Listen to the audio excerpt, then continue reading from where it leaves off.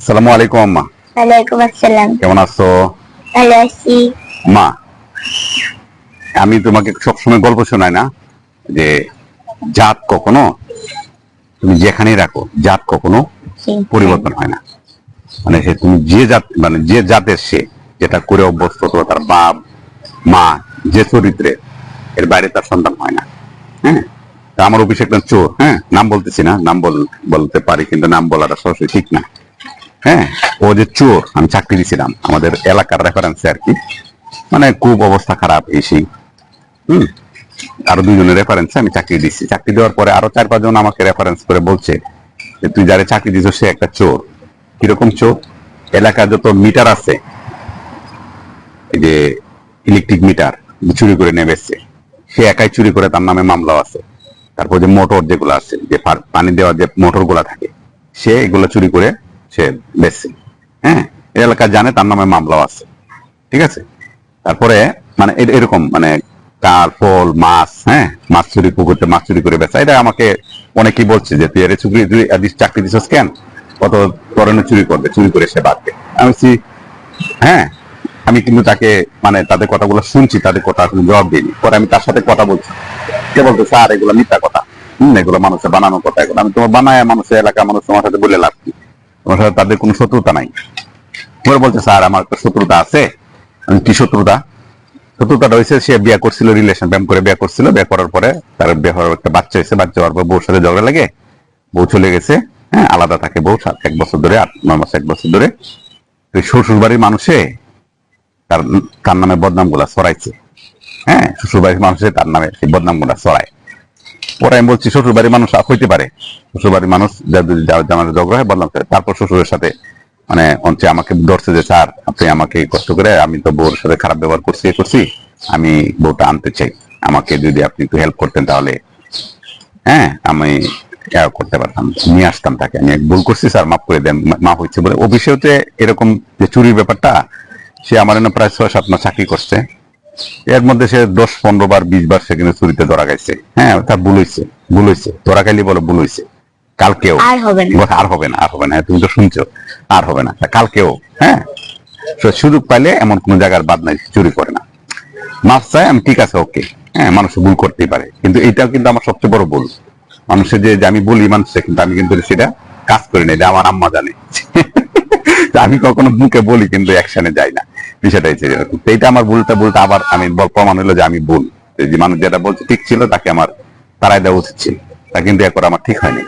ঠিক আছে, তারপরে বিষয়টা সে কি করলো, এই শ্বশুর বাড়ির কথা বলতে আসলাম না, শ্বশুর সাথে এখন নিয়ে আসতে, তখন সে শ্বশুরের নাম্বার শাশুড়ির নাম্বার দিল, শাশুড়ির নাম্বার শ্বশুরের নাম্বার এবং তার বোনের নাম্বার দিলাম। আছে ঠিক আছে, যদি একটা সংসার ঠিক হয়ে যায়, একটা বাচ্চা আছে তার, আমার অফিসে তার বাচ্চাটা নিয়ে আসছিল, আমার বাসায় মাস ছিল, 18 বাচ্চা, মা সারা থাকে। হ্যাঁ, করে ছেলে এরকম আছে, ঠিক আছে যদি তার মা পায় আমার হেল্পার, আমার সাহায্যে, কারণ আমার এলাকা যেহেতু, আর আমরা এলাকায় একটু একটু অর্থনৈতিক ভাবে একটু প্রভাবশালী বা রাজনৈতিক ভাবে আমরা একটু প্রভাবশালী, আমার ভাই ব্রাদার অনেক। তো আর বন্ধু বান্ধব আছে, আমি এলাকায় পড়াশোনা করে আসছি, আমি এই কাজটা করতে পারবো। তো তার শ্বশুরকে ফোন দিলাম, তার শাশুড়িকে ফোন দিলাম, তার সাথে কথা বললাম। তারা যে ইনফরমেশন গুলা দিছে এবং আমার বাইরের থেকে যে ইনফরমেশন গুলা দিছে এগুলো সত্য। সে যে চোর, সে সবচেয়ে বড় কথা হচ্ছে যে সে ছোটবেলা থেকে ক্লাস 9, 6, 7 থেকে সে গাঁজা খায়। সে এখনো কন্টিনিউ গাঁজা খায়। আমার অফিসে আসার পরে গাঁজা নিয়ে এসে কয়েকবার ধরা খাইছে, গেটে ধরছে করছে এবং দারোয়ানে ধরছে করছে, এবং বাইরে কাজ করতে গেলে মানুষ বলছে সে গাঁজা খায়। এটা সে কন্টিনিউ কিন্তু আছে, যার কিন্তু সে চেঞ্জ হয়েছে। আমার জিজ্ঞেস করলে বলছে স্যার আমি খাই না, এই লাস্ট বার খাইছিলাম আর খাই নাই। যেহেতু ক্লাস 7 থেকে কিন্তু কন্টিনিউ সে খাচ্ছে, জাত কিন্তু কখনো চেঞ্জ হয় নাই। তখন ছোট বাড়ি থেকে যে ইনফরমেশন গুলো শুনলাম যে এই অবস্থা, উনি যাবো বাইরে যা বলছে, সে মানে সে চোর, সে গাঁজা খায়, সে সব ধরনের জিনিস চুরি করে এবং সে জুয়া খেলে। হ্যাঁ, যত খারাপ গুণ আছে, এটা তার বাবাও খেলে, তার দাদাও খেলতো, তার ভাইয়েরা সবাই খেলে। এবং তার বাবা 3টে বিয়ে করছে। প্রথম এই যে তার মার আগে একটা মা ছিল, সেটা চলে গেছে। এরপরে তার মা তার বাপের যন্ত্রণা বিষ খায় মরছে। এরপরে তার খালার এসে নিয়ে আসছে বিয়ে করার জন্য, তার বাচ্চা কাচ্চা হয়নি। 3 বাচ্চা মিলে তার 5 জন বাচ্চা তার আছে। তার বাবাও জুয়া খেলে, গাঁজা খায়, সবকিছু খায়, মানে এরকম একটা পরিবার। ঠিক আছে, ওটা সবাই আমার, এটা আমি যে সবার কাছে, তার শ্বশুর কাছে সবগুলা শুনছি। শোনার পরে তাকে আমি বলছি স্যার সব মিথ্যা সত্য। আমি যখন কথা বলি তখন কিন্তু তাকে আমি সামনে রাখি, লাউড স্পিকারে ফোনে কথা বলি যখন, এবং তাকে আমি জিজ্ঞেস করি যে ওনার কথাগুলো সত্য কিনা। মানুষ ভুল করতে পারে, সংশোধন হইতে পারে। আমি মনে করছি হয়তো বা সে আমার এখানে দিয়ে ভালো একটা জায়গায় থাকে, সংশোধন হয়ে যাবে। ঠিক আছে, সেখানে আমার কাছে এসে আমার কাছে কিন্তু সে চুরি করছে বলতে একবার না, ধরুন যে 6 মাসের মধ্যে 50-60 বার হবে, তারপর সে মাপ চাইছে। কালকেও সে চুরি করছে, এরা সবার সামনে সে চুরি করে সে ধরা গেছে। ঠিক আছে, তা আমি জাতের কথা কেন বলি, তো এখন বিষয় হচ্ছে যে আমার অফিসে আমি কিছু টাকা ফান্ড রাখি, নর্মালি সে জানে, কারণ সে অফিসে থাকে, অফিসে থাকতে দিছে দেখে সবার কমপ্লেন যে অফিসে থাকতে দিচ্ছে না, তো অফিসে সব জিনিস কিন্তু সে বেঁচে দিবে, চুরি করে খায় ফেলাবে, আমার কিন্তু বলছে। আমি মানে তার কথা ব্যবহার এমনি চেহারা চোর দিকে কিন্তু আপনি তাকে চুর বলতে, মানে চুরটা আসলে দেখতে বুঝা মুশকিল, কারণ অনেক চুর ঠিক আছে, বুঝা মুশকিল। তো আমি আসলে এই যে আমার একটু আবেগটা একটু বেশি, মানুষকে মাফ করে দেওয়া, মানুষকে সুযোগ দেওয়া, এইটা জিনিসটা কিন্তু আমার বেশি। এই কারণে আমি যত জীবনে লস করছি, এই আবেগের কারণে আমি হাত লাইনে যাইতে পারি না।